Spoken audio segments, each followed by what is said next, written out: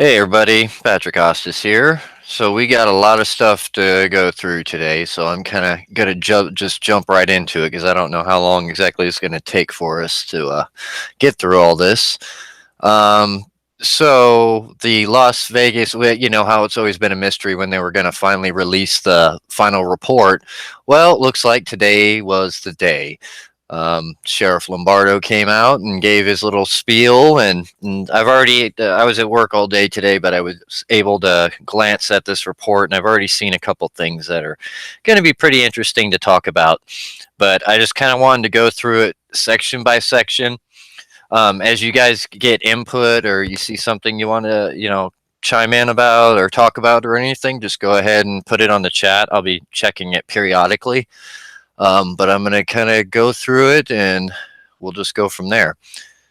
So, cover page here. Now I'm going to go past the beginning part where it just kind of gives you an overview.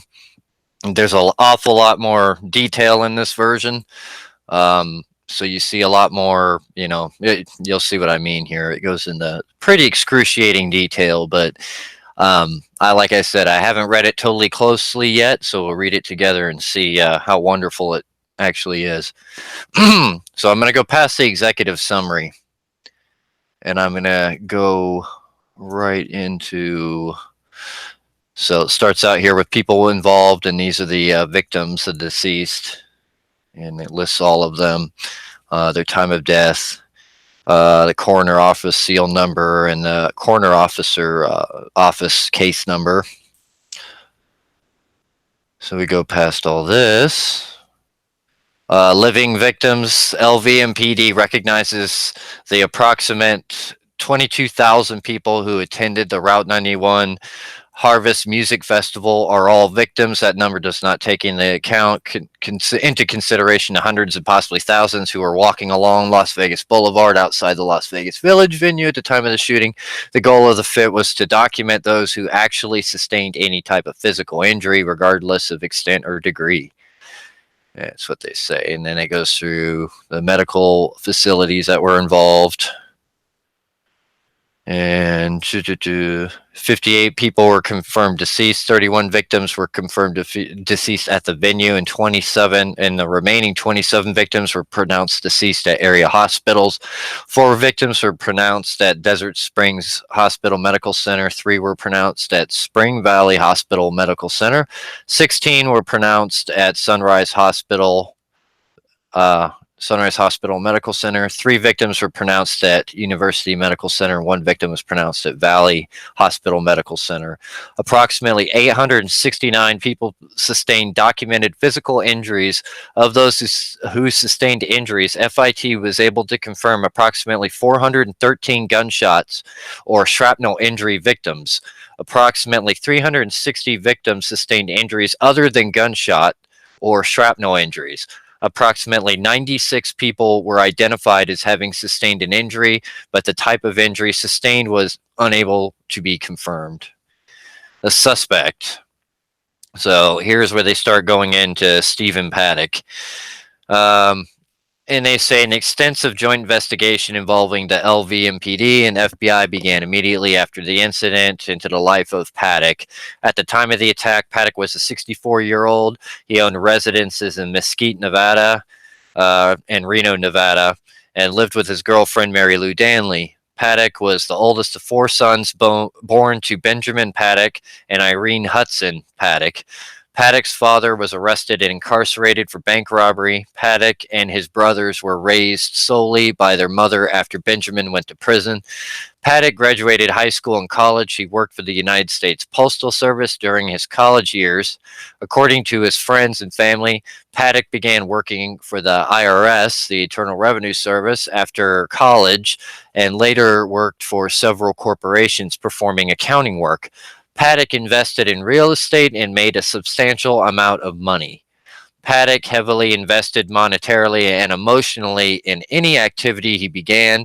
He obtained his pilot's license and at one point owned an airplane. And if you'll remember, that's the aircraft that I believe he sold to intelligence agent, to or contractor, an intelligence agency contractor. He learned to scuba dive and bought all required gear and equipment. With most of his hobbies, Paddock would quickly lose interest and sell any related equipment. Paddock was described by many as a narcissist and only cared about himself. Paddock needed to feel important and only cared how relationships would benefit him. He did not have any religious or political affiliations. And give me 1 second. I'm going to move something here. Most of the people interviewed acknowledged Paddock's gambling habits. He was known to gamble tens of thousands of dollars at a time and played at numerous casinos in Las Vegas and Reno. Paddock was given complimentary rooms and meals at the casinos he frequented due to the amount of money he gambled. During the course of the investigation, it was learned Paddock had limited contact with law enforcement. Paddock was stopped by police on occasion for traffic-related offenses, receiving only traffic citations. No arrest history was found for Paddock. All right, I'm going to check your guys' comments here real quick. Hey, Bob. Mr. Burgundy. Yeah, I see that, Mark. Yeah, Mark Norris here said, according to the family, he worked for the IRS. Didn't the LVMPD check? Yeah, I know. Wouldn't it be nice if they would do their legwork rather than taking the criminal's family's word for it? I mean, did they have pay stubs or anything? Or was he just lying to them and saying he worked for the IRS? Who knows? All right, moving on. Witnesses. The following individuals were identified as key witnesses. Shane Calloway, Jesus Campos. You can go down the list here. I'm not going to read them all to you, but you can see. And I hope everybody sees I put the link there if you guys want to click on it on your own and go through it at your own pace. Here's the police personnel.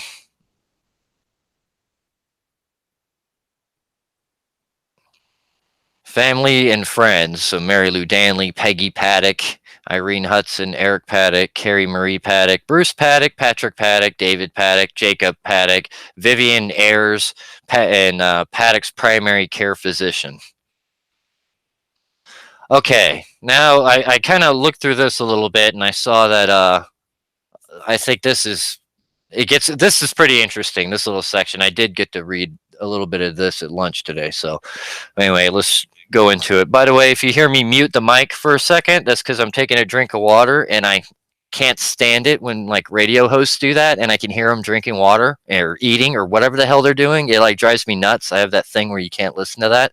So I'm going to spare you guys from that and I'm going to mute my mic for a second while I take a drink of water. All right, that's over with. All right, moving on. Incident overview, the Ogden. On September 17, 2017, Paddock checked into the Ogden, where he was booked through September 28, 2017, which overlapped his reservation at Mandalay Bay. The Ogden is a multi-story condominium complex located in downtown Las Vegas. Paddock stayed in 3 different units during this time. Paddock's stay at the Ogden coincided with the Life is Beautiful music festival, similar to the Route 91 Harvest Music Festival. The Life is Beautiful musical festival is held in multiple open-air venues within the confines of several city blocks of downtown Las Vegas. The Ogden overlooks several of those city blocks and music venues. Life is Beautiful lasted from September 22nd through September 24th. While staying at the Ogden, Paddock exhibited behavior which is similar to his time spent at Mandalay Bay.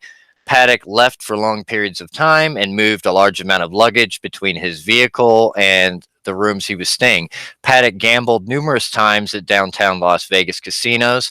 Paddock was also observed moving numerous suitcases from his vehicle to various units he rented, and it gets pretty interesting down here. And also, you guys should check this out at the bottom. Check our little footnotes out. Where did I put? All right, let's go there. So next, on Mandalay Bay, so on September 25th, I think it does. So a lot of this came in the initial report, so I'm not going to go over this stuff. This is the Ogden I find interesting because there's some points about this a little bit later that come into play. I'm going to skip past this. This is stuff that was in the last report.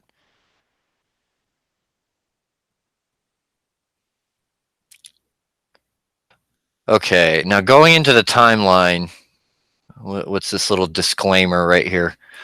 All times in this section are approximates based upon different time sources and different time steps, which were all utilized to document this section of the report. All dates and times listed below occurred in the year 2017. Okay. All right. Between August 27th and September 14th, Paddock made several reservations through Airbnb for 3 different units at the Ogden. The Unit 2315 was reserved from September 17th through September 22nd. Unit 1220 was reserved from September 21st through September 23rd. Unit 1703 was reserved from September 24th through September 28th. All units were both north facing and had a view of the Life is Beautiful venues, which was held from September 22nd through September 24th. All units at the Ogden are individually owned and rented out by the owners through a third party. Because of this, check-in is not conducted like most hotels. The owner contacts the concierge when a unit is rented and adds the renter to the guest list. The renter picks up a key FOB from the concierge when they arrive. On or around September 9th, Paddock made his room reservations for a Vista suite at the Mandalay Bay ending in 235, but not a specific floor. On September 20th, Paddock's reservation was assigned by computer to room 33235. On September 21st, Paddock's reservation was changed by computer to room 32235. On September 24th, Paddock was assigned room 32135. September 17th, Paddock checked into Unit 2315 at the Ogden with a scheduled checkout date of September 22nd. At 8:05, this is 8:05 at night. I don't know, you guys want me to say military time or not, but 20:05 hours, which is 8:05 at night, Paddock removed a large trash bag from his vehicle. Paddock was observed getting in and out of the elevator with the trash bag. At 2014 hours, which is 8:14 p.m., Paddock was in the parking garage with 2 roller bags. At 22:50 hours, Paddock was gambling at the El Cortez Casino and had an interaction with a slot attendant and 2 security guards. At 23:02 hours, which is 11:02 p.m., Paddock was with 2 suitcases at the Ogden. So he's moving around trash bags and large trash bags. Paddock was observed getting in and out of the elevator with the trash bag. Okay. All right. I'm going to check your comments before I go into September 18th here.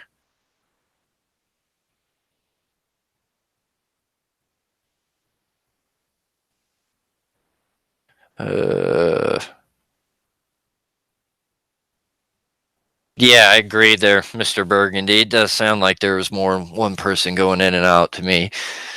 All right, so now going on to September 18th, Paddock traveled from Las Vegas to Reno at 02:16 hours, which is 2:16 a.m.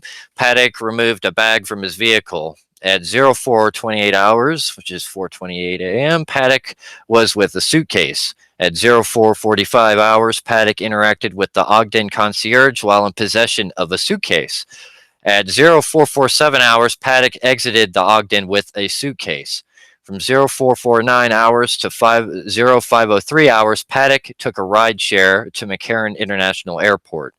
From 0600 hours to 0737 hours, Paddock flew to Reno. Now, the next day, September 19th, from 12:40 hours to 14:24 hours, Paddock flew from Reno to Phoenix. At 15:05 hours, Paddock rented a vehicle and departed for Douglas Haig's residence. I believe he's the one he bought that got charged because of selling him ammo, if I remember correctly. At 16:10 hours, Paddock arrived at Haig's residence. He purchased approximately 600 rounds of .308 armor-piercing incendiary ammunition from Haig.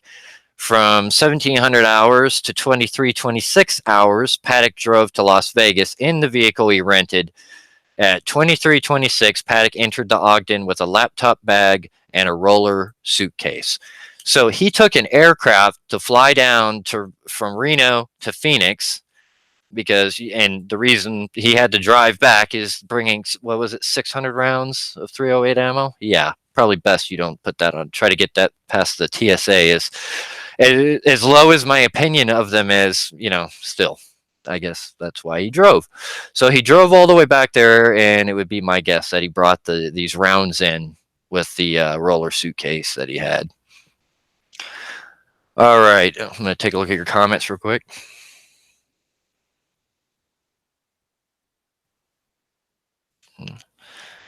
All right, let's see. September 20th, Paddock traveled between Las Vegas and Mesquite. At 0024 hours, Paddock was in the parking garage of the Ogden with a laptop bag and a roller suitcase. Paddock moved his Chrysler Pacifica from the fifth floor garage to the second floor and parked near the vehicle he rented.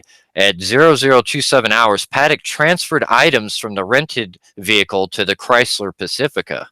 Okay, so maybe this is when he was moving the rounds. Maybe he didn't bring them in the roller thing on the 19th. At 0027 hours, Paddock transferred items from the rental vehicle to the Chrysler Pacifica. At 0051 hours, Paddock returned the rental vehicle. He returned to the Ogden in a rideshare. At 116 hours, at 0116 hours, Paddock arrived at the Ogden. From 0150 hours to 0315, Paddock traveled from Las Vegas to Mesquite. Dude's got weird schedule. All right, I'm going to take a drink of water. So again, here comes the mute.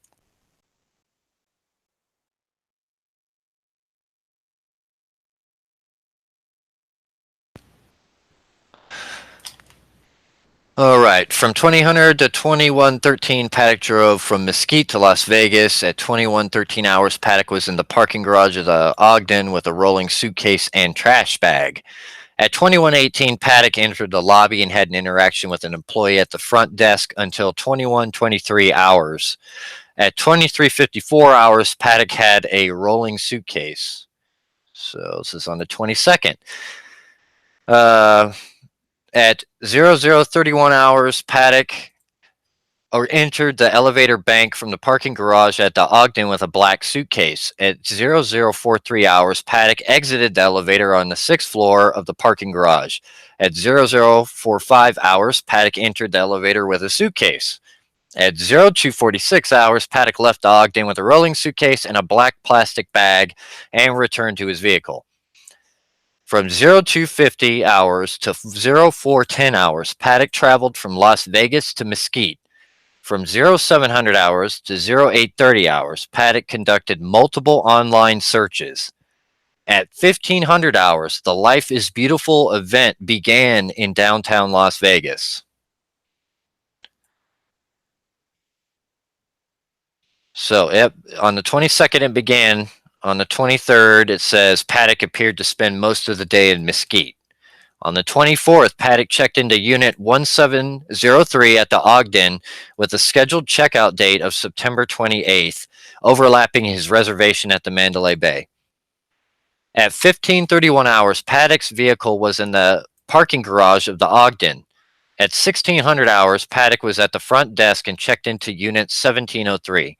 From 2115 hours to 2216 hours, Paddock was inside the El Cortez Casino. At 2314 hours, Paddock returned to the Ogden. So the Life is Beautiful event ended at approximately 0100 hours. And at 0137 hours, Paddock was in the lobby of the Ogden with a plastic bag. At 0137 hours, and again at 0259, Paddock was walking around the Ogden. So if he was going to attack that event, it would have had to have been around this time. He returned back to the Ogden, which that says the event ended at 1 in the morning. So he went back to the Ogden. He was down in the lobby with a plastic bag. I don't know.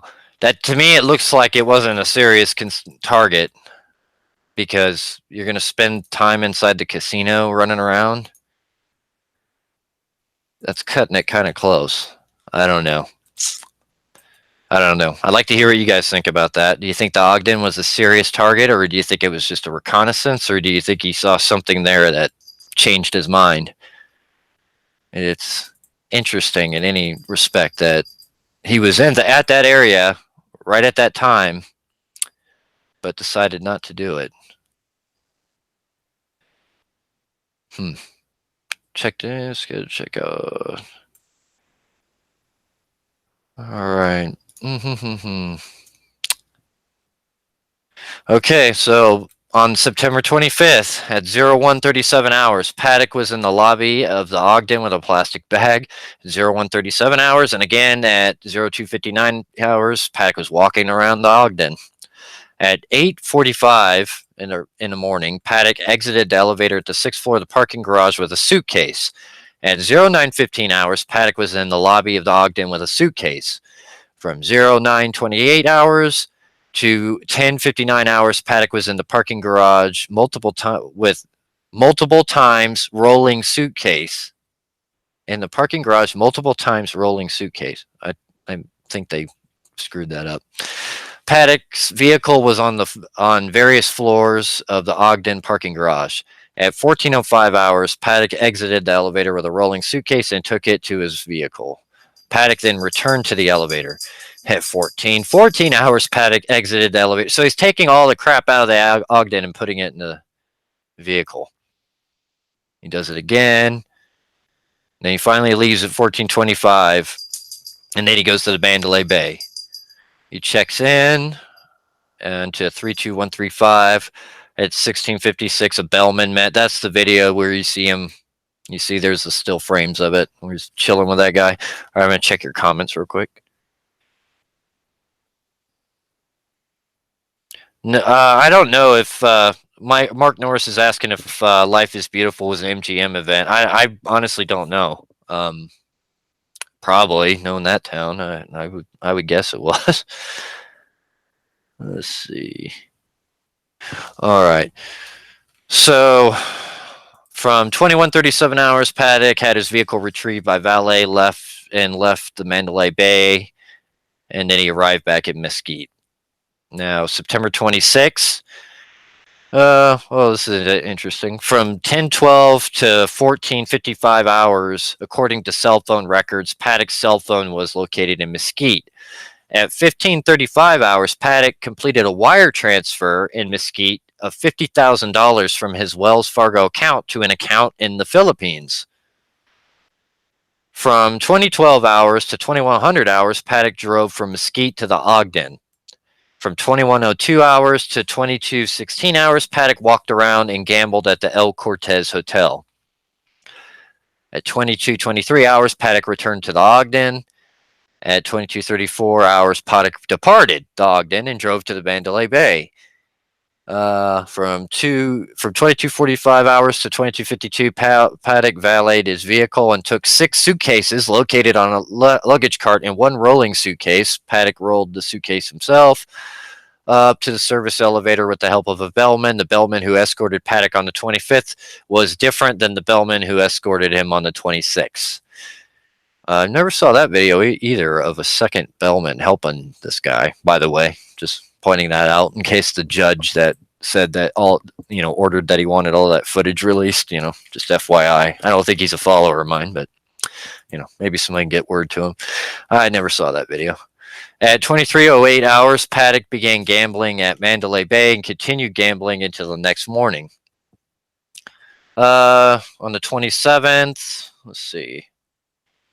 At 07:13 hours, Paddock stopped gambling, which he was doing continuously since the previous night. At 15:56, Paddock placed a room service order for 2 entrees totaling $94.33.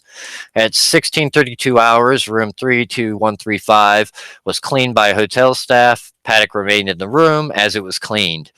At 20:03 hours, Paddock was seen in the valet area of the Mandalay Bay with 2 rolling suitcases. Paddock had his vehicle retrieved from valet and left the Mandalay Bay at 20:15. At 20:29 hours, Paddock arrived at the Ogden. From 2045 hours to 2200 hours, Paddock left Ogden and drove to Mesquite, where he arrived at 2200 hours. At 2300 hours, Paddock arrived at a Walmart in Mesquite. He purchased luggage, razor blades, fake flowers, a vase, and a styrofoam ball. Okay. Now going on the 28th.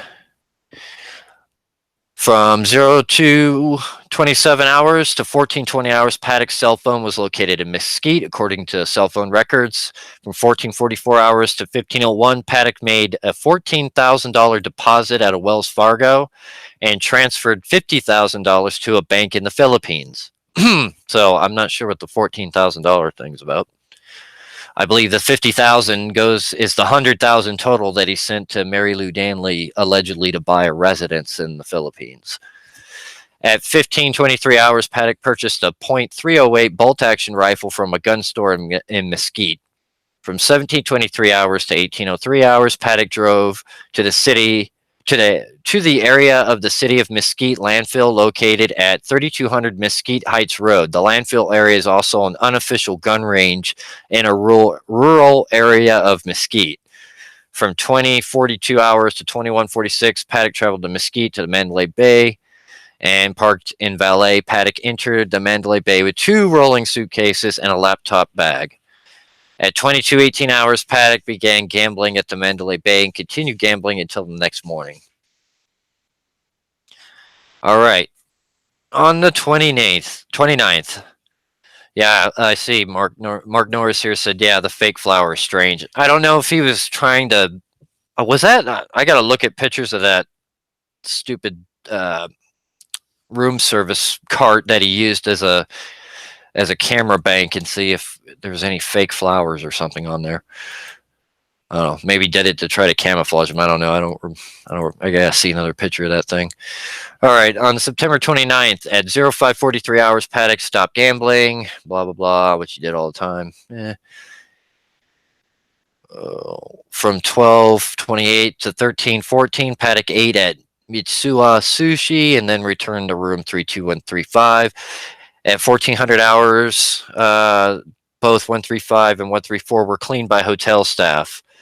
At 1506 hours, Paddock checked into room 32134 under Danley's name from the VIP check-in counter at the Mandalay Bay. At 1508 hours, Paddock took the guest elevator to 32nd floor. At 1509 hours, Paddock entered room 32134. From 1509 hours to 0100 hours, Paddock remained inside rooms 32134 and 32135. At 23:11 hours, a room service ticket totaling $102.99 was charged to room 32-134. So that's a lot of food. Well, I don't know. It's expensive in Vegas, but still. So Mark says there were no flowers that I saw. Yeah, I don't know what he did with them. Who knows? At 0100 hours, Paddock drove to Mesquite. From 0556 hours, Paddock returned to Mandalay Bay with 4 suitcases. 1204 to 1215 hours, hotel staff serviced the private minibar of room 32134. Paddock placed the do not disturb sign on the room doors after 1215 hours. Between 1300 and... Wait a minute, they serviced the minibar? Huh. Service the private minibar of room 32134. Well, allegedly, it wasn't much of a drinker, so I don't know. Interesting. Paddock, okay, do not subs. Between 1300 and 1400 hours, Paddock was asked if he would like rooms 32135 and 134 cleaned. Paddock declined. From 1452 hours, 1508, Paddock removed his vehicle from valet and parked it in the self-parking garage. At 1512 hours, Paddock exited the parking garage elevator with 2 suitcases rolling bags. At 1520 hours, Paddock was seen in a guest elevator with 2 rolling suitcases and took them to his room. Here's a still frame, apparently. Now, this is the day of the attack.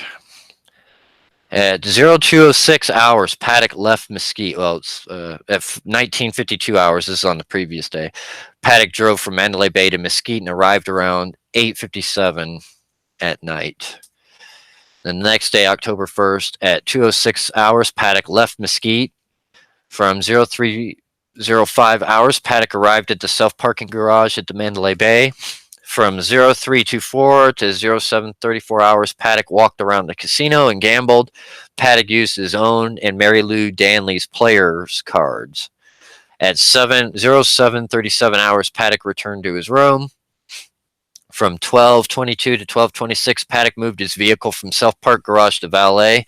The valet transaction was the only parking transaction during his stay at Mandalay Bay that was completed in Danley's name. At 12:29 hours, Paddock was observed waiting for an elevator with 2 rolling suitcases. There was also a third bag hanging from one of the rolling suitcases. At 12:33 hours, a room service ticket was opened for room 32134. At 13:17 hours, Mandalay Bay Valet parked Paddock's vehicle in the garage east space number 317. At 13:37 hours, the room service ticket in Danley's name was closed out for room 32134. The check totaled $67.60 and included 2 entrees. But don't worry, there was only one person there. They keep saying that over and over again. From 14:23 hours to 19:40 hours, the doors for room 32134 and 135 were manipulated multiple times. For example, the doors were open, closed, and deadbolts locks were engaged and disengaged several times. And here's the series of events that led up to the shooting. I might have to take a sip of water before we go through this one.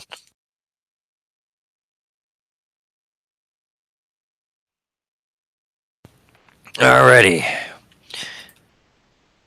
Hey, return to logic. Nah, you're just in time. We're about to go into the shooting itself here. All right. From 2040 hours, a hot SOS alarm was generated from room 32129. At 2118 hours, the hot SOS call was assigned to Security Officer Campos via his cell phone.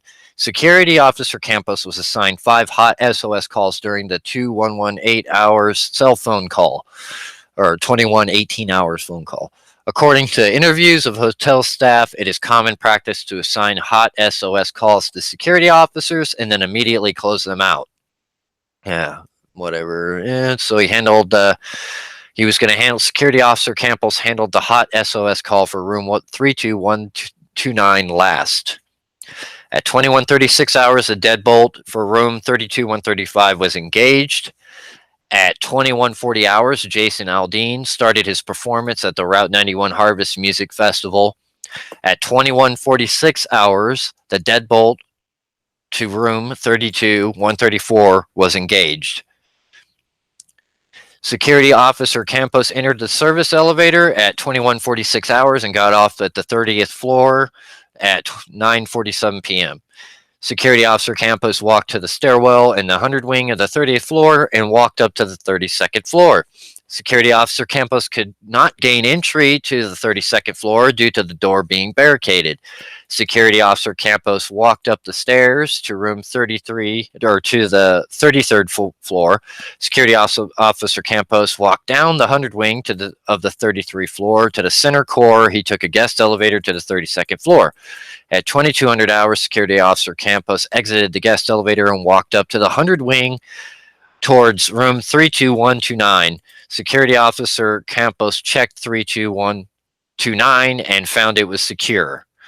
Officer Campos walked into the foyer leading to the stairwell and observed the L bracket screwed into the door and frame. At 22:04 hours, Security Officer Campos picked up a house phone located inside the small foyer leading to the stairwell and called security dispatch to report the L bracket on the door to the stairs. Security dispatch transferred the call to maintenance dispatch. The maintenance dispatcher then transferred Security Officer Campos to the maintenance supervisor's cell phone. Okay. 22:05 hours. Engineer Schrook was contacted by the maintenance dispatcher via his radio. Paddock fired 2 single shots into the Las Vegas Village area, is what they're saying. Paddock fired and then at the same time, then Paddock fired an undetermined amount of gunshots into the Las Vegas Village area. At 22:06 hours, security officer Campos ended his phone call and hung up the house phone. After hanging up the phone, security officer Campos heard what he described as rapid drilling noises. Paddock fired approximately 100 rounds into the Las Vegas Village area.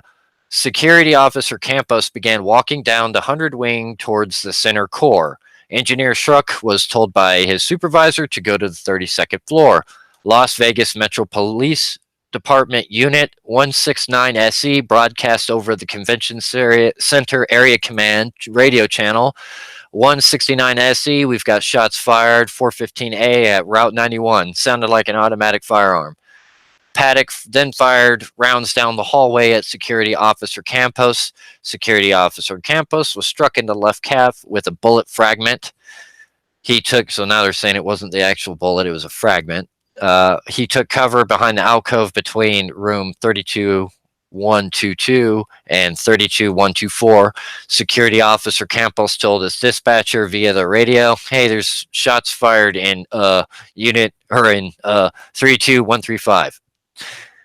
Engineer Schruck's dispatcher told him specifically where to go to the 32nd floor. Engineer Schruck left the 62nd floor and walked to the service elevators with his equipment cart. The service elevator are located in the 200 wing of the hotel.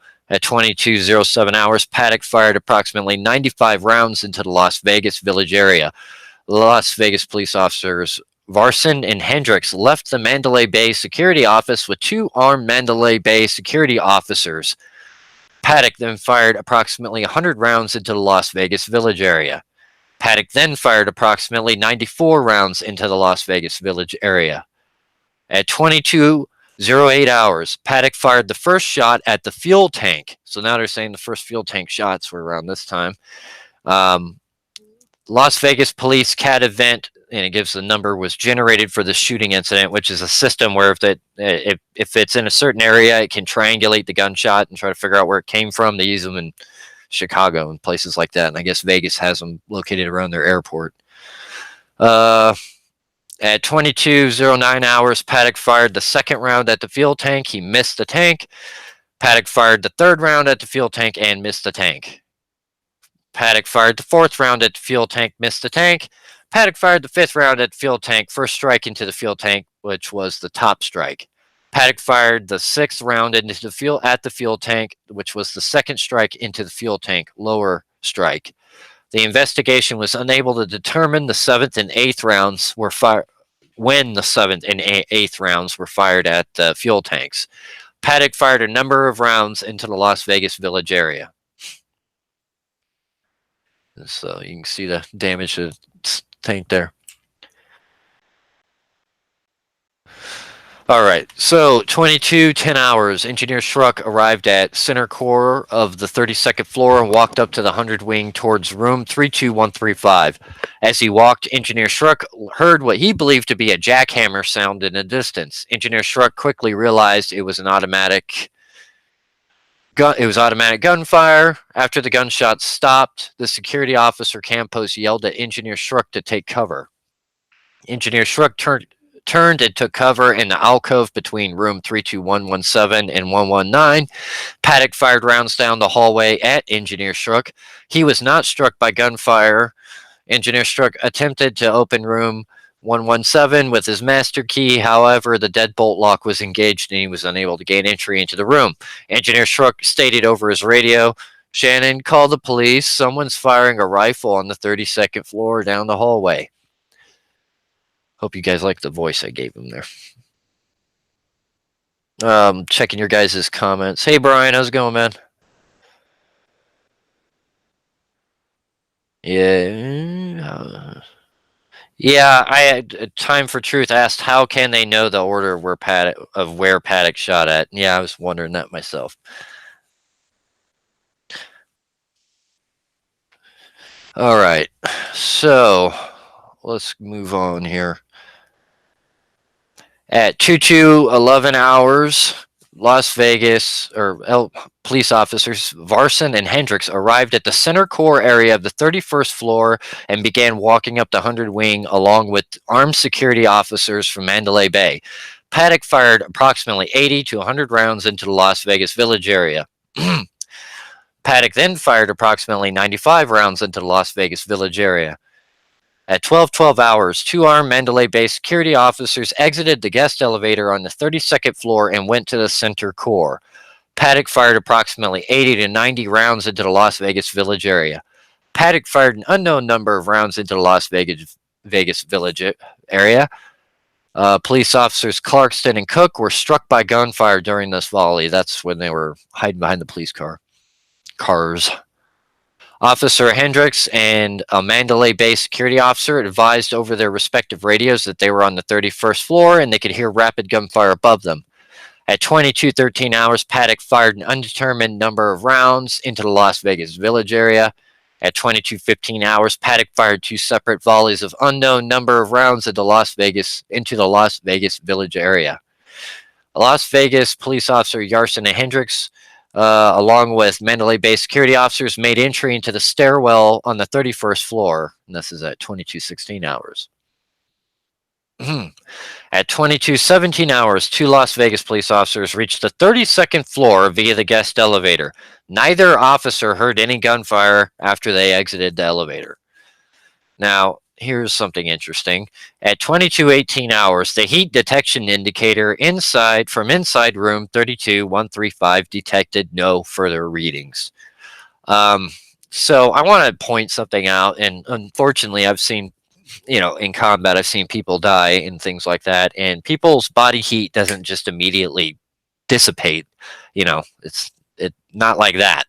And so they saying at 2018, right? So when's the last time he shot? Probably, they say he shot anyway. 3 minutes before. So he's as cold as a cucumber in 3 minutes apparently. Okay. Interesting. Anyway, just wanted to point that out. At 22:41 hours, a strike team, which included Sergeant Bitsko, Officer Newton, SWAT Officer Hancock, and Detective Walford, ascended the stairs from the 30th floor. The strike team made entry and cleared the 31st floor. Oh, by the way, before I forget, there's a part later in the report I gotta show you guys if I forget, and remind me before I stop this live feed. But there's a now they're saying they had a detective that was out in the Mandalay Bay area, or not in the area, but out in the area of the concert, who ran to his vehicle, got binoculars, looked up, and saw a figure in Paddock's room. He said he couldn't see any muzzle flashes, but he saw the figure there, and he saw smoke coming out of it. So remind me to show you that. I found that when I was thumbing through this earlier. Okay. Anyway, where am I at? All right, at 22:56 hours, the strike team re-entered the stairwell from the 31st floor and walked up to the 32nd floor. At 22:57, Sergeant Bitsko and SWAT Officer Hancock manually breached the door with the L bracket. 23:20, the strike team conducted an explosive breach and found Paddock down with apparently a self-inflicted gunshot wound. And then homeboy goes in there and fires three FU rounds into the entertainment center. It happens, nervous situation, I guess. After the strike team finished rendering rooms 134, 135 safe, the scene was secured until investigators. Okay, now I'm going to start. We've gotten through that part, so now I'm not going to read verbatim anymore. I'm going to kind of pick and choose here and look at your guys' comments, but I want you guys to hear their timeline that they say is what occurred now. All right, taking a look here.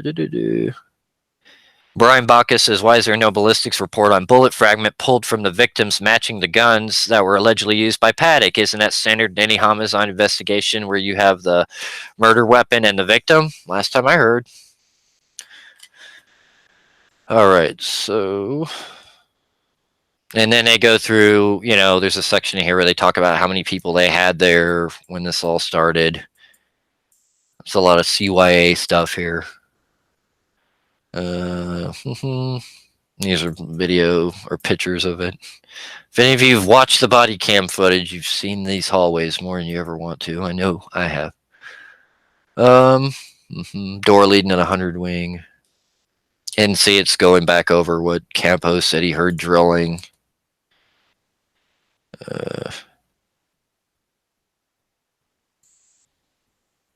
I'm looking for that part where the guy said he had the binoculars.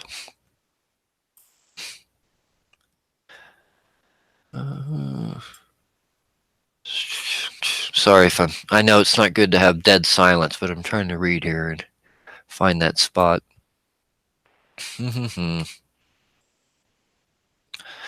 And talks about how they were observed. The crowd moved away from Southwind. Officers directed citizens to get to the ground as they looked for gunmen.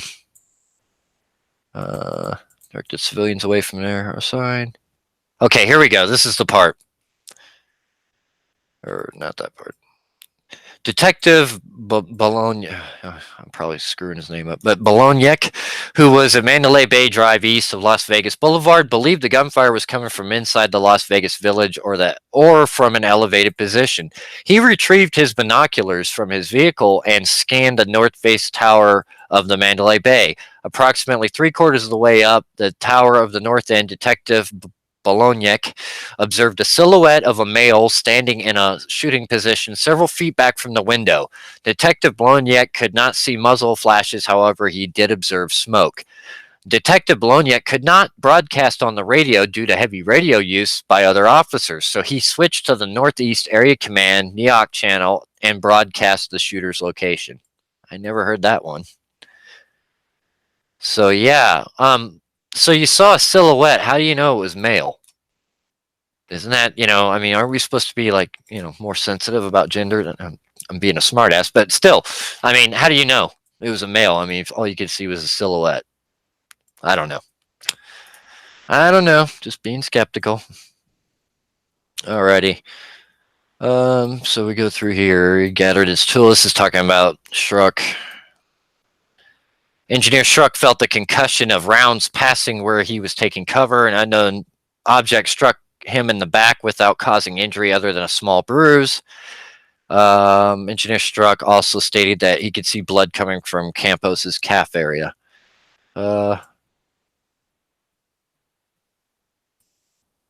See, move back to go in alcove.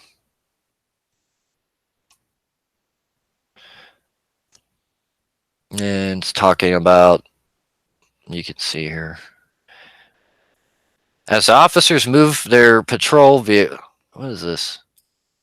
CCAC patrol officers responded to the scene to assist. Officers Cook Haynes arrived near Las Vegas Boulevard, Mandalay Bay Drive, and parked their patrol vehicle. Officers Cook and Haynes moved towards the group Detective Clarkson was with. As officers moved behind their patrol vehicles, they started receiving direct gunfire, which impacted the ground and patrol vehicles around them, which I put that video out on my YouTube if you want to check it out. Detective Clarkson received a gunshot wound to the neck while taking cover behind a patrol vehicle. Officer Cook was struck by a bullet in his right bicep that continued into his chest. Yeah, that was actually a bad wound. That could have been a lot worse. Now, this is the layout here. So they were hiding in this area here and had to run out of there.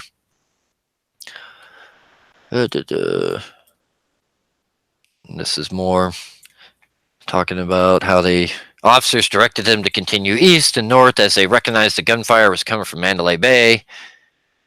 They started a casualty collection point, blah, blah, blah. Talking about forming strike teams.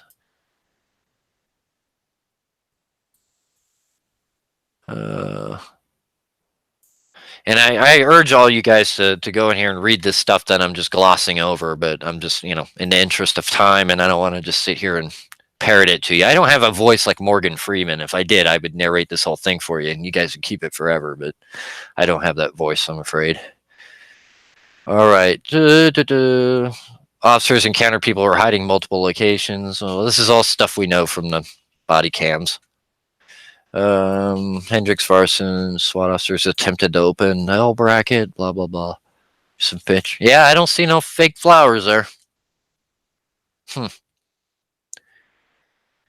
Okay, now look at this. They froze, this is off one of the body cams. They froze this section here so you guys could see there was bullet holes in the door. See what I said? It's a lot of their other stuff here. Little CYA there. But yeah, they froze that so you could see the bullet holes in the door prior to the breach. The approval for the breach was given by SWAT Lieutenant Hudler. Not notified over the radio, blah, blah, blah, and they blew open the door. The officers waited for approximately 30 seconds before leaving the stairwell to see if there was any reaction from the suspect. Moving slowly, methodically, Officer Newton entered the hallway with a shield, followed by SWAT Officer O'Donnell. Officer Magasese joined. I'm sorry. Magasese, I guess that's his name. Mags. Okay, I can't say it. I'm sorry. This person here joined the strike team as they entered the suspect room. From behind the shield, the strike team entered 3-2-1-3-5. The team split into two teams. Team 1 went into the bedroom and cleared it. Team 2 went right and encountered the suspect lying on the floor and relayed that information. After clearing the bedroom, Team 1 held the doorway in the main living area. They say Paddock was on his back with small frame revolver, apparent blood located. Yeah, blah, blah, blah. The hammer. The officers observed numerous rifles, shell casings, blah, blah, blah. The officer Walford attempted to kick in the door, but determined it was solid wood door and metal frame. It was decided a second explosive breach was needed. SWAT officer Hancock breached the door. Immediately following the explosive breach, SWAT officer O'Donnell had an unintentional discharge of a 3-round burst from his rifle. Officers in the hallway heard the shots fired and broadcasts fired from the room. Officers fled in the room 321-14 through the breached adjoining connector door. As room 32134 was cleared, several rifles were found. A small hallway, blah, blah, blah. And found many loaded magazines. So they got lots of pictures of this, actually. And they do interview summaries in this one, so you can see like the valet attendant, which I haven't, most of the ones don't seem like they're that interesting. Nothing stood out in his behavior. He didn't remember seeing anything. Campos's version of events. Daniel Cruz, who's another valet attendant. He said that Paddock arrived in a van and Cruz greeted him. Cruz stated that he knows Paddock because he's a regular at the Mandalay Bay and always tells the valet attendant his name is Stephen with a PH, Paddock. Cruz was not 100% sure if Paddock was by himself. Cruz described Paddock as a friendly guy, usually tipped $5. Ooh. Cruz stated he was working on Friday when he saw Paddock in the valet area, standing next to his vehicle with a short Asian female. Whoa. September 29th. Let's go. Look at this. September 29th.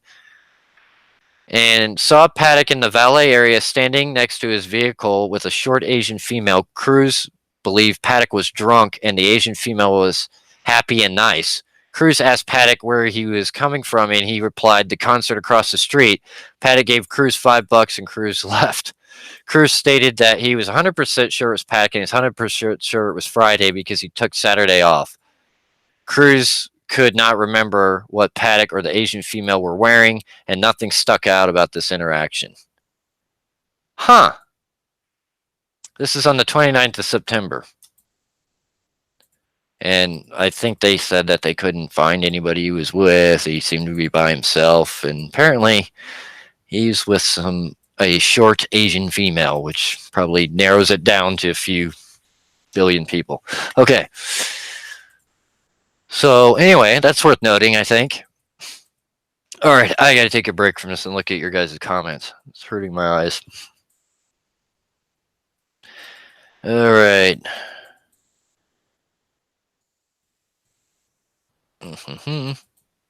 Brian Baca says, I can't believe this is a case is closed. Nothing to hear here, folks. No MSM coverage regarding all the contradictions in the official narrative that are being released in the 911 calls and the body cams, etc. Return to logic, find the need. You guys, Brian Baca, I'm convinced they could release a body cam video tomorrow that shows a man in military fatigues mowing down people at the concert with an AK and nothing would come out of it. Bunch of horse shit. Yeah, I agree. Benjamin says, is there any mention of why Paddock had a bad a bag. I think you mean a bag full of sex toys, and that they discovered in this document. I don't know, but I'm not sure if that has anything to do with the short Asian female that he was talking to, who seemed nice, was happy and nice. Huh. I lived in Vegas for a time, and happy and nice, and yeah, okay. Got to read between the lines. All right. Let's see. And just plain simple truth says, I can't believe Joe got reelected. Man, money is king in Vegas. You know that. It was probably less corrupt when the mob ran it. Uh, Angela, I actually printed out 187 pages. Look at you. Hope you don't got one of those 3D printers that are dangerous that can make AKs or whatever now. Uh, uh, what's up, plain and simple? His girlfriend or Benjamin says his girlfriend or wife is Indonesian or Filipino. Yeah, but I thought if you're meaning like that she was the Asian girl, I thought that other lady was supposed to be in the Philippines, and I'm sure our fearless warriors in the FBI checked that lead out to make sure it was perfectly 100% on target. All right. All right, let's see here. That's interesting, though. Seriously, that's worth noting. The 29th. Short, happy Asian female. Detective. So I'm skimming through, seeing if anything. What is this? Explain Cruz that they wanted to question. Oh, so the cops went back to him and said they wanted him to have some time to think about it. And Cruz said, and then they asked Cruz if he was 100% positive what you told us or anything, or has anything changed. Cruz replied, nope, it's the same. Cruz explained he wasn't sure if the female was with Paddock was Danley, but Paddock was with an Asian female. The female was driving the vehicle. Oh, and Paddock was the passenger. As Cruz explained how they were in the vehicle when he observed them, an unknown female interrupted the interview with detectives, and the interview and recording stopped. Huh. At approximately 10:49 hours, the interview with Cruz continued with the same persons present. Cruz continued to explain how he interacted with Paddock, who was possibly drunk, and how the Asian female was laughing. Detective DeAngelis asked Cruz if he knew a guy named Phil Torres. Cruz stated that he knew him and that Torres was a baggage handler. Detective DeAngelis asked Cruz if they saw Torres on that night, September 29th, and Cruz responded, I don't even know. Detective DeAngelis explained to Cruz that he interviewed Torres, and Torres detective told DeAngelis he saw Paddock on the night of September 29th. Torres stated Paddock was alone and not drunk. Detective DeAngelis explained that they were having a difficult time finding a recorded video surveillance file of the interaction Cruz was describing on video. Detective DeAngelis asked Cruz if he could have been mistaken in identity reference seeing Paddock on September 29th. Cruz stated he could have been mistaken in an identity and was only 50% sure that it was Paddock. Eddie asked Cruz how much the tip would have been he would receive from that individual. Cruz said it was a couple dollars. DeAngelis asked if he ever referred to Paddock by his name when he spoke with him, and Cruz responded, no. Detective DeAngelis asked Cruz what the Asian female looked like. Cruz described her as being 4'11" to 5'2" with dark hair. Oh, wow. So basically the entire continent of Asia. All right, neat. What the hell? Throughout the investigative detectives were not able to corroborate Cruz's story. None of the surveillance videos showed an interaction between Paddock and Cruz.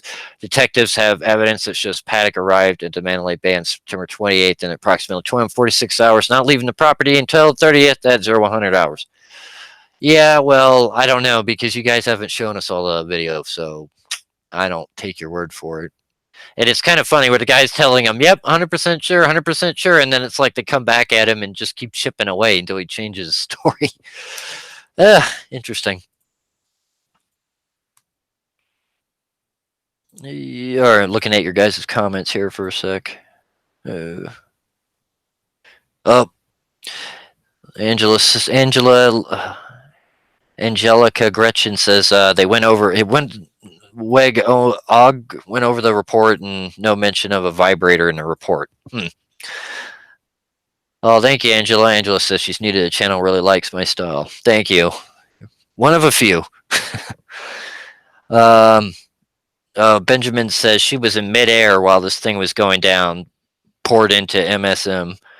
Um, Angela's asking, so who writes up the reports and who's in charge of getting all the information in these reports? Like, could there really be lies put into this report? Does this report come from Las Vegas PD? Yeah, comes from them. I mean, comes from the FBI as well. They worked with them on this case, and I don't know who I trust less. I mean, they're both pretty bad. So yeah, I mean, you can do things rather than lie. Like you can cast doubt, like they do on this gentleman up here, where they basically start chipping away at his story and saying, "Oh, they basically don't believe him." They're not flat out attacking him or calling him a liar. They're just kind of saying, "Well, we can't corroborate anything you're saying." So there's other ways of being deceptive. I'm not sure if that's what it is in that instance, but I'm just saying that there's ways you can phrase things also to kind of shape the narrative. You don't have to just totally outright lie. You can kind of just warp things. It's like statistics. You play with the numbers. They'll say whatever you want them to say. Oh, thank you, Brian. Brian says thanks for keeping this cover up alive, and thanks for your service. Thank you, Brian. Benjamin says, as they were searching the room after the bridge, the SWAT team mentions wires coming out of a bag, and that that if that was the bomb, then one of the SWAT team officers stated no, it was a bag of sex toys. Yeah, a vibrator, I believe he said.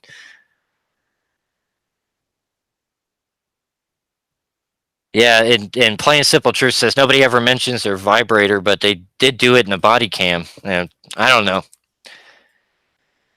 My whole thing is if there was a vibrator in there, maybe that's why they don't want there to be a vibrator in there anymore, because the odds are if there's a vibrator, he's probably using it on somebody else or with somebody else. Use your, you can put the pieces together. So maybe that's why they don't want anything like that in there, because then it makes it a lot more easy to say that he was by himself the whole time and we don't have to investigate this thing anymore and it's all over. All the tourists come back, everything's safe, every terrorist on earth has been locked up in Las Vegas. Come here, spend money. That's probably it. Mhm. Time for Truth says, guessing that Paddock didn't use the vibrator on himself. I'm guessing not. You never know, I guess, but who's this? Susan Curry, room and service attendant, blah, blah, blah. Daily Paddock did not appear. Curry stated Paddock did not appear to want to talk or engage in conversation. Didn't notice anything out of the ordinary, no signs of another person or anything else. Blah, blah, blah. Put a mini refrigerator. What? Detective Gambo. Okay, here's one. This is our guest room attendant. They conducted an interview. Asked Gamboa if she worked on Wednesday, September 25th. On that day, Gamboa went to room 135 due to the guest Paddock requesting 5 extra towels. Upon going to the room and knocking on the door, Paddock answered the door and allowed her to enter. While in the room, he requested a new mini fridge and cleaning of the room due to a previous guest leaving food items in the fridge. While cleaning the room, Gamboa saw luggage in the main suite area, which consisted of approximately 5 bags, maybe more. After cleaning the main, after cleaning the main suite, Paddock asked for new bed linens on the bed. While changing the linens, Gamboa did not see any luggage in the bedroom. While their room service was delivered food for Paddock. Gamboa stated Paddock would stare at her while she cleaned, and he asked her on 2 occasions if she was okay. She stated Paddock was the only person in the room. She observed an open laptop surrounded by papers on a table, but she never saw any guns or bullets. And they did a second interview. Ooh, and the feds were in this one with these folks. She went to clean the room again on the 25th. Went to the room. Paddock only wanted the bathroom cleaned and bed sheets changed. Gamboa did not see any trash to be taken out, and nor did she remove any trash from the room. While in the room, Paddock was on the laptop computer until the room service arrived. As Paddock ate, he continued to watch Gamboa. Gamboa did not see any other guests in the room. The only bags she saw were neatly stacked up. Gamboa only cleaned the room on this date. Oh, here's a food server. Hernandez worked as a food server on September 27th at approximately 1700 hours when he received a service ticket to deliver food to room 32135. Hernandez stated Paddock opened the door to the room. Hernandez asked him, "How are you? How's your day going?" But Paddock did not answer him. Hernandez walked into the room past the bar and asked Paddock, "Where do you want me to put your order?" He replied, "No, just leave it here." Paddock tipped him $10 and Hernandez left. Hernandez stated he did not see anything suspicious, including bags, computers, blah, blah, blah. Another guest room attendant didn't see anything. Did not hear anything. I already saw that. I'm just looking to see if they say anything useful.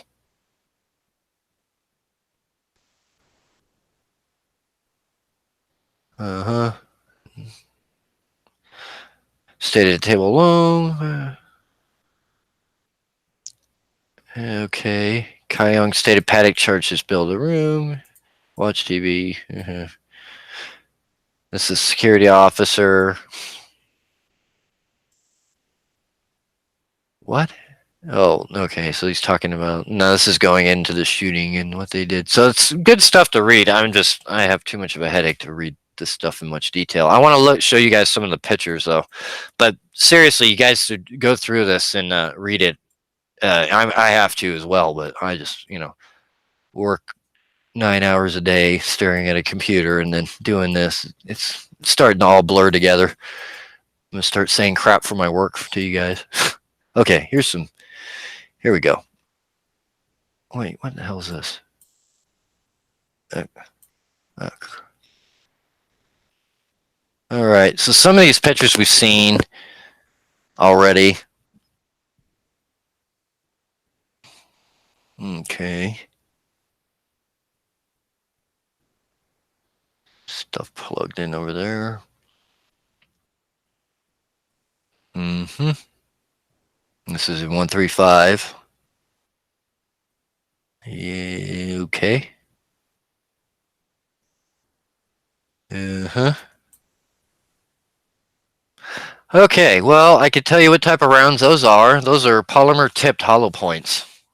So those are nasty.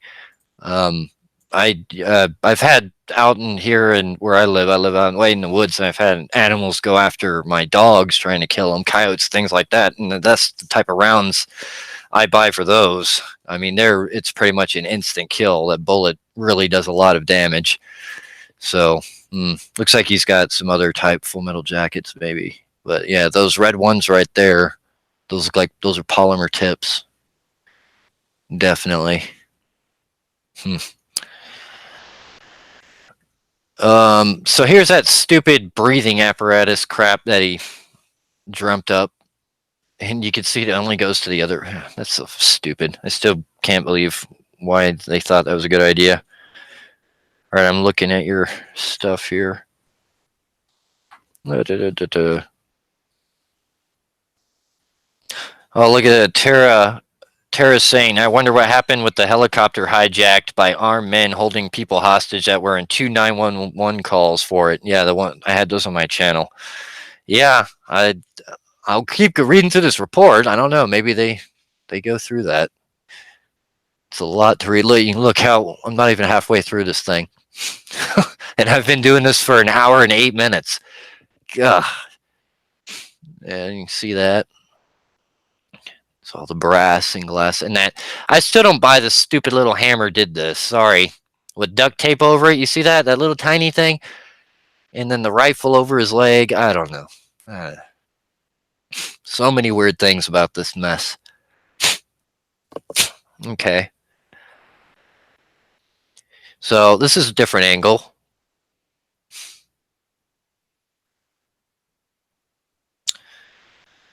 He fell on top of the AR. He's got this one over his leg. Pistol's there.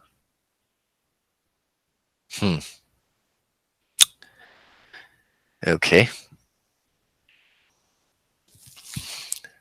Sitting area, I think these have... Ooh, what's this? Holster? Oh, must have been for his little 38. Binoculars. Tape, gloves. ID. M-Life card. The computer showing a live feed into the 100 hallway. Cell phone, holster, ID located.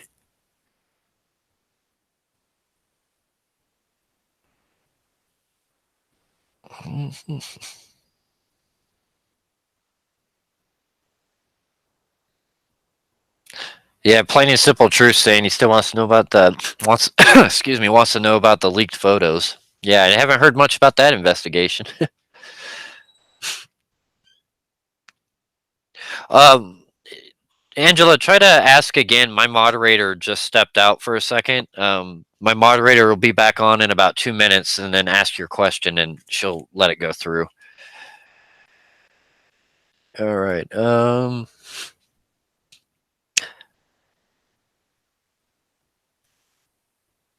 All right.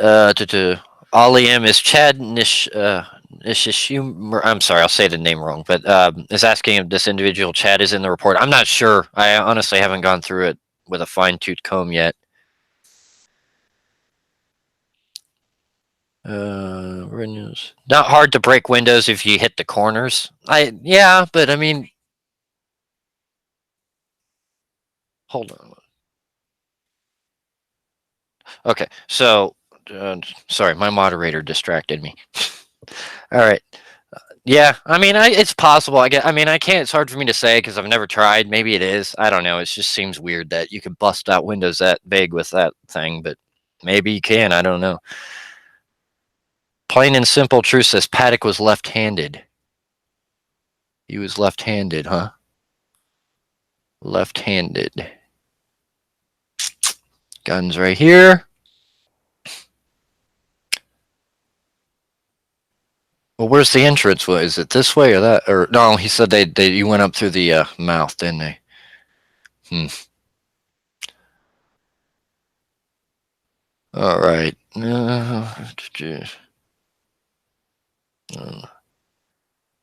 Looks like gunshot. Terraces looks like gunshot to the chest and bleeding out the mouth. They mentioned that there was no exit wound out the back of the head. Yeah, Benjamin's asking, did they actually take his brain and examine that post-mortem? It's what they said. Angela says, okay, it worked this time, but I have to reword it. It's so weird. I've never had this happen before, and I've been in these YouTube comments for 10 months. Huh. And plain and simple truth says pistol was on the right. Based on this. Yeah, it is. You can tell. Alright, there's this dumb snorkel thing. More of the room there. There's the other busted out window.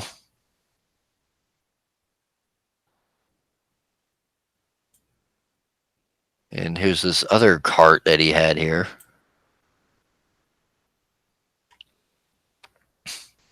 Mags. What else? 308 mags. I think those are 308 mags. And then they're talking about Paddock's vehicle. Oh, look at that. Lots of rounds.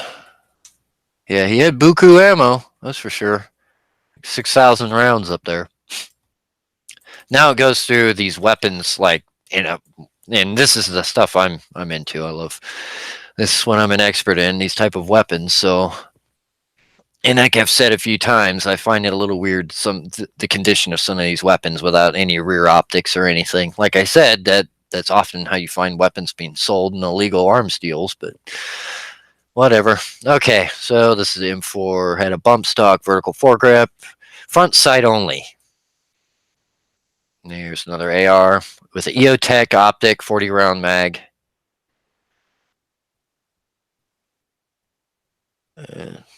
God. I've never tried one of these Surefire magazines that carry 100 rounds, but Jesus, that seems like it'd be way too heavy to be practical to me. Just my little 2 cents. There's another 308 with a full mag, nothing fired out of it since the safety's on. It looks like it's been expended, like they fired everything, the bolts locked to the rear, and he just dropped it. So he wasn't even changing mags, it looks like. He was just grabbing weapons, or him and somebody else were grabbing weapons.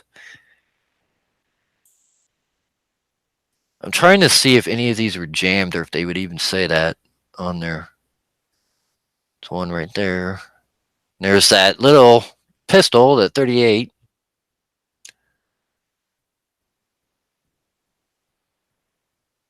What is this? Oh, this is the one he's laying on.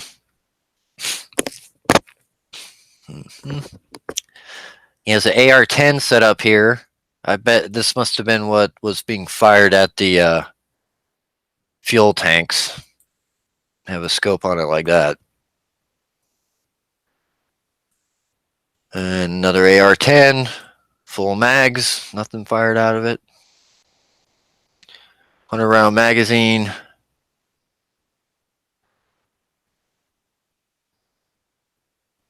$100 EOTech. All right.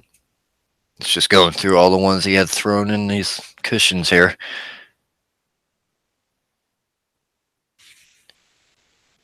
All right, looking at your guys' comments here.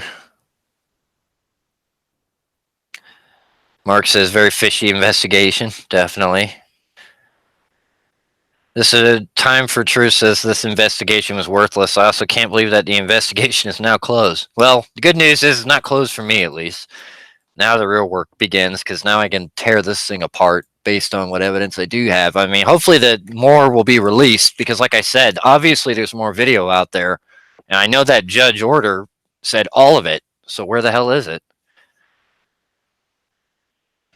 And Angela says, oh wait, plain simple truth. Notice they have the yellow tags in the picture now. Yeah, they put the little evidence tags near them. Angela says, I personally think he got shot in the back of the head and possibly in the back. Angela G also looked to me that he was shot in the chest. Plain and simple truth. Wait, fuel tanks from 135. Wait, fuel tanks from 135? Was that in 135? I don't want to go back through that, but I'll look into that. That's a good point.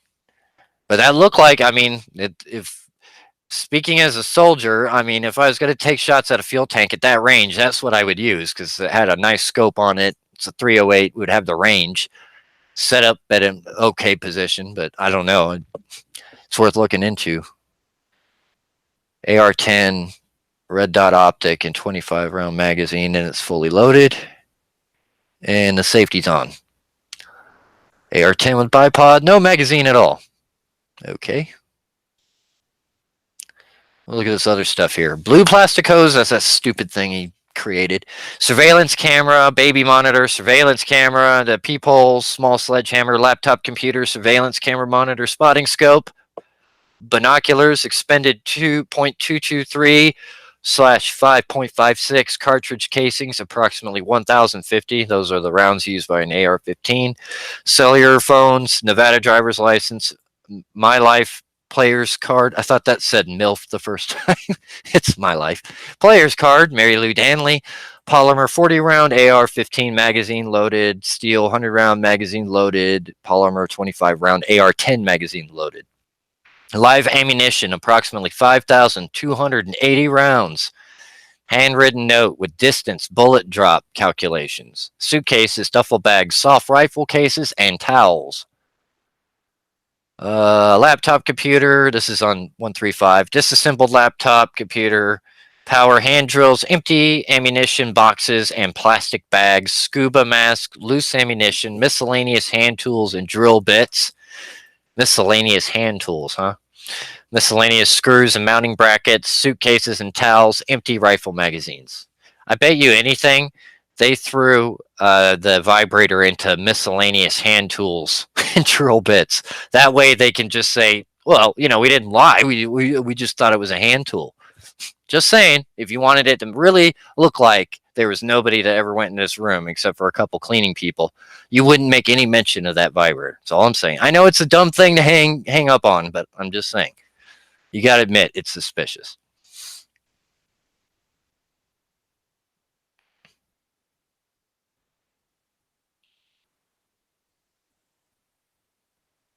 All right, let me see your guys' comments here. I wonder if the report will cover the person running on the Tropicana. Mark saying, I wonder if the report will cover the person running on the Tropicana roof. I doubt it. Do they really? And Hector says, do they really think we believe them? I think they just don't care. As long as they think we're powerless to do anything about it. Benjamin says, those are semi-automatic, right? I can't tell. Is that the bump stock? He wasn't using a bump stock, right? How did you get such a fast fire right out of a domestic gun? Well, these are regular semi-automatic weapons, and at that time, in most states, a bump stock was legal. Let me find one here. Like a bump stock it's not actually turning into weapon fully automatic. It's tricking it by basically the butt stock bounces and your finger bounces off the trigger and it mimics automatic fire. It's extremely inaccurate. They're really bad. I've heard from people that have used them. I actually knew a guy back when they were illegal who had one, and he took it off his rifle because it said it kept jamming because it basically jerks the weapon. And I know, like when I went to infantry school, they said that don't ever roll around and do crap with your ARs or M4s, M16s, because if you move the wrong way and you jerk them the wrong way while you're cycling that weapon, it'll actually jam it. And bump stocks jerk them a lot, so it's a good way to jam a weapon. But anyway, that's it. So none of them were modified inside to fire fully automatic in a traditional method way. He was just using these bump stocks, but not every one of these rifles had them. All right, more guns. 25 round magazine. Expended, so 8 308 rounds, huh? And he had tons of ammo in there. Over 5,000 rounds. Oh yeah, boxed ammunition. This is inside the vehicle. Bullet fragments they took out of the McCarran airport. Stuff they got at his house. All right. DNA, what was this? Several items of evidentiary value were collected for DNA analysis from room 135, 134. These items included 24 firearms recovered from the room. They were compared to known samples of Paddock and Danley. Scientists were able to determine Paddock's DNA existed on several firearms, including the Smith & Wesson revolver. When tested against Danley's DNA, the results of the firearms were either inconclusive or negative. Inconclusive. Interesting word. DNA recovered on personal items located in the room were tested and found to belong to Paddock and Danley. DNA also returned to known samples of hotel employees and previous room guests.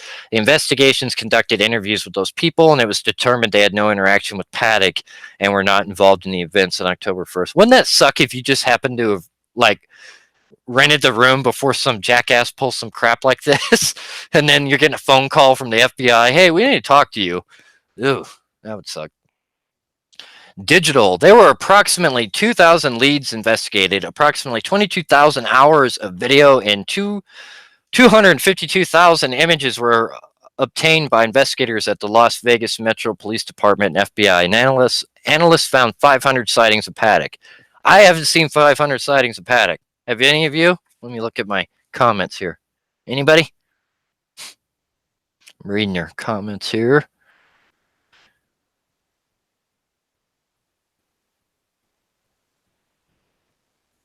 Plain and simple truth. Why does one guy need multiple drills? Yeah, I was wondering that too.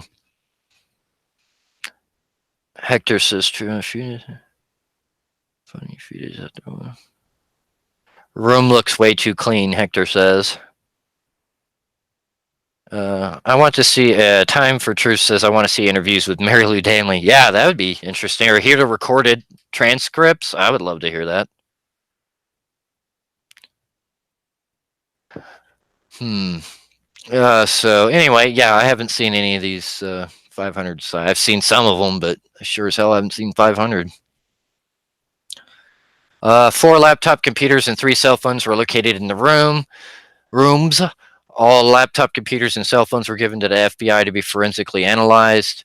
The forensic analysis of all the electronics located in room 134, 135 have been completed, and the results of the analysis is listed in the following section. Okay. So the following queries you can see: Red Sox stores. I think a lot of this was in the last report. Yeah, all this was in the last. Do police use explosives? Yeah, this was in the previous FIT report.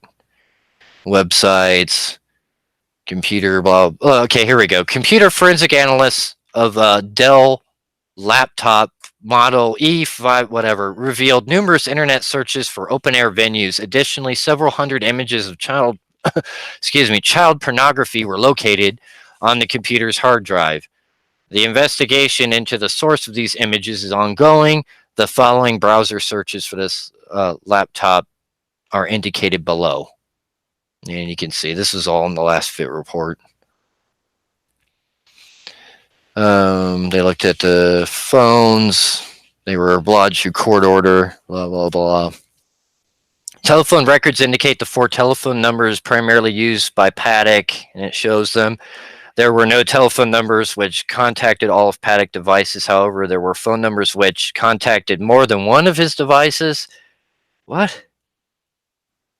These devices were mostly used by Paddock. So this one phone he had 1,837 contacts.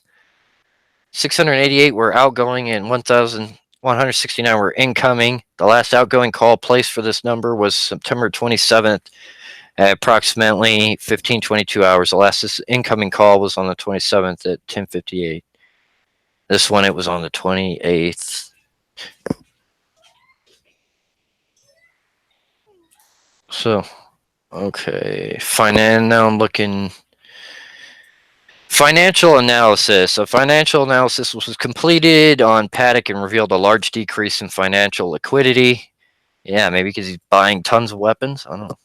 Investigators found 14 bank accounts associated with Paddock in September 2015. His bank accounts totaled just under $2,100,000. By contrast, in September 2017, the amount had dropped to $530,000, with most of the decline occurring in 2017. Over $600,000 was paid to casinos. Approximately $130,000 was associated with Danley, and over $170,000 was paid to credit card companies. Paddock made almost $95,000 in firearms and gun-related purchases. One of the last checks Paddock wrote was to the IRS for over $13,000. Was that the $14,000 thing they were talking about earlier? Identify suspect and his motive. Okay, so now they're talking about motive. Agents with the FBI behavioral analysis, blah, blah, blah. Paddock. Oh, the assessment of Paddock is not complete and will be released by the FBI at a later date, which will probably be when hell freezes over. Doesn't matter. It'd probably be useless anyway. You can tell I'm getting tired. I'm getting real negative. All right. All right, looking at your guys' comments. I need something to cheer me up. Normal people don't have that many contacts on their phones. Yeah, I think I got like a dozen. Yeah, they're talking about, I've only seen one sighting in the elevator. Yeah, I know. They don't show this crap, and they just assume that, yeah, plain and simple truth, why pay taxes? Yeah, I mean, really, why the hell would you care? I mean, I don't know. Maybe there was some, I don't know. If I was gonna off myself or go out or what, the last damn thing I would be thinking is, you know what, I need to square up with Uncle Sam and make sure I've paid all my fair share of taxes before I go on. I mean, that is really bizarre, I have to say. All right. Mary Lou Danley was interviewed on several occasions. Blah blah blah. She's born in the Philippines. I don't. You guys can. I don't. One of the course, the couple of relationship developed into a romantic one. Paddock was not living in Reno. High roller.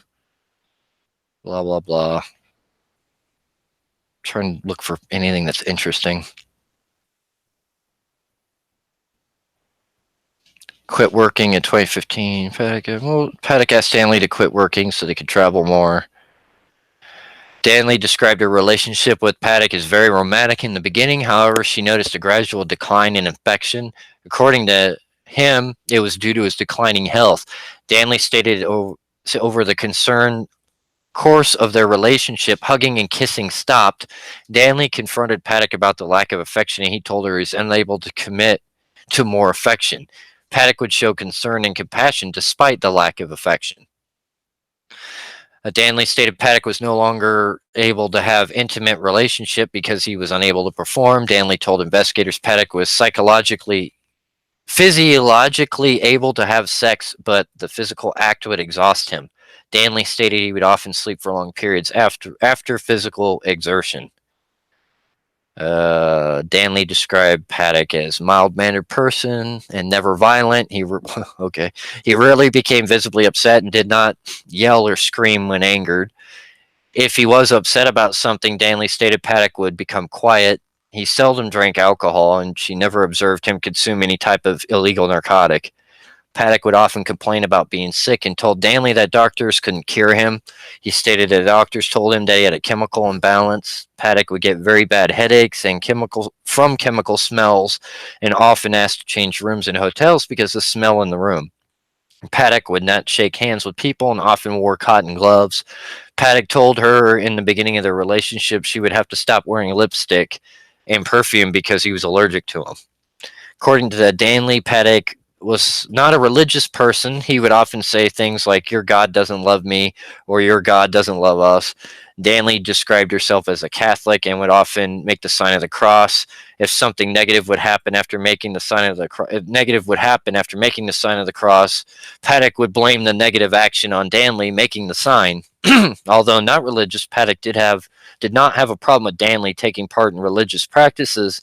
According to Danley, Paddock described himself as an atheist. No. Danley stated Paddock didn't talk in length about politics and did not belong to any political organizations. Paddock did express a dislike for the Obama administration and was happy when President Trump was elected.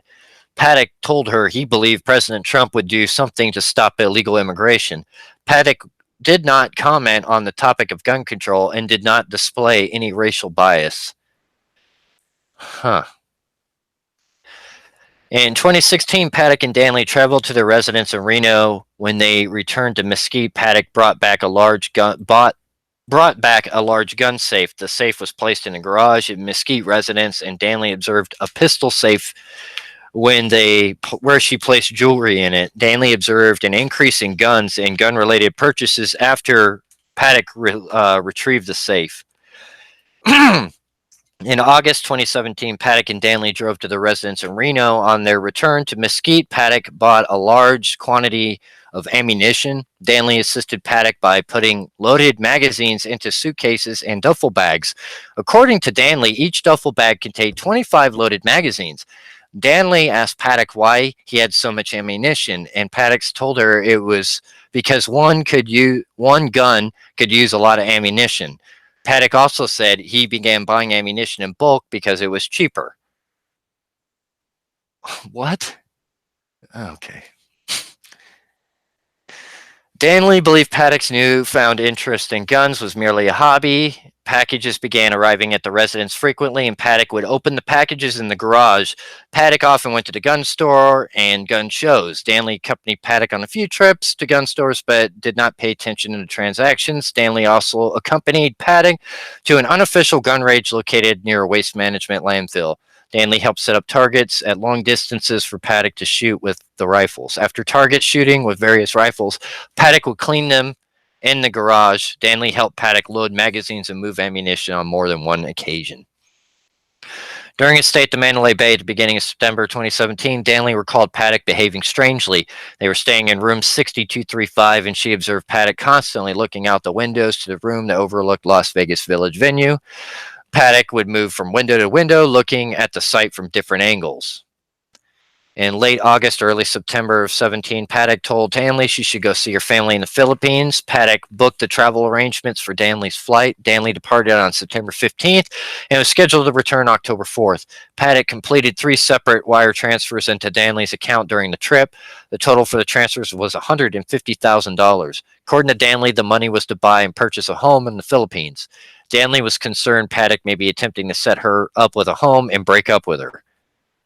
Well, seems like he kind of was. All right. Danley stated most of her communication with Paddock during the trip was by email or text message. They did have at least one voice call during the trip. Paddock told Danley the calls were expensive, and that's why he set up international text messaging for the trip. During text or small conversations, Paddock would become evasive or change the subject. If Danley asked where he was at, but did tell her he... Wait, let me reread that. If Danley asked where he was at, but did tell her he was up $70,000, around September 27th, 17, she received an email from Paddock asking her if she wanted to stay longer, and she replied she was ready to come home. Danley learned of the attack while she was in Manila. She was on her way to dinner when her sister received a phone call telling them to come back to the house. When Danley and her sisters walked in the house, she observed her driver's license photo on the television, stating she was a person of interest in the investigation. Danley contacted her daughter in California and made arrangements to come back to the United States. And then it goes into Peggy Paddock. But I am sorry, guys. I am too exhausted to go into it. I am absolutely spent. I'll tell you what, I'll do another live stream this weekend and we'll pick up right there.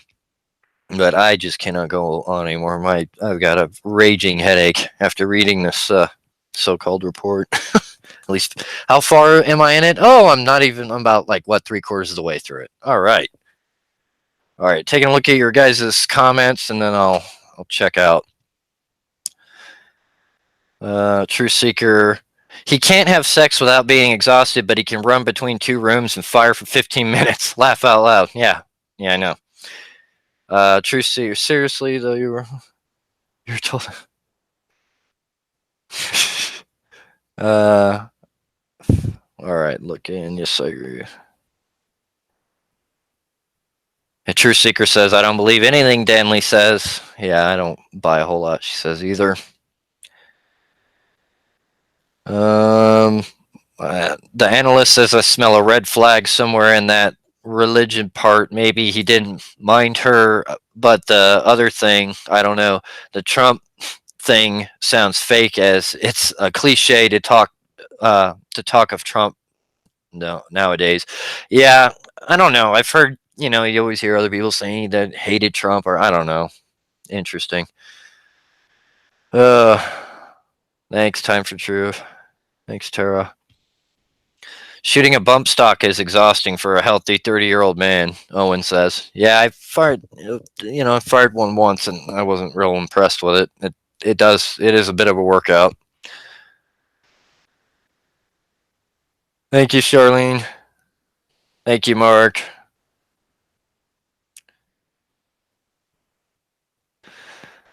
All right, Bob. You rest well too, brother. Hector says, sounds like a staged interview. Thank you, Angelica. Angelica Gretchen.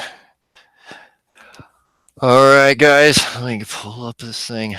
But you guys should really go through this thing, though. Don't just take my word for it. Read through it at your leisure and let me know. This live feed, this live stream will be archived on my channel. So if you guys find anything else in there, add it on there in the comments section, and I'll pick up on it when I do my next live stream sometime this weekend. I got some stuff to do tomorrow, so I don't think I'll be able to do it Saturday, maybe on Sunday. So, all right, guys. Hope you all are doing well. I wish you all a great night, and I hope everybody stays safe. And thank you for all your support with us. I really appreciate it. God bless you all.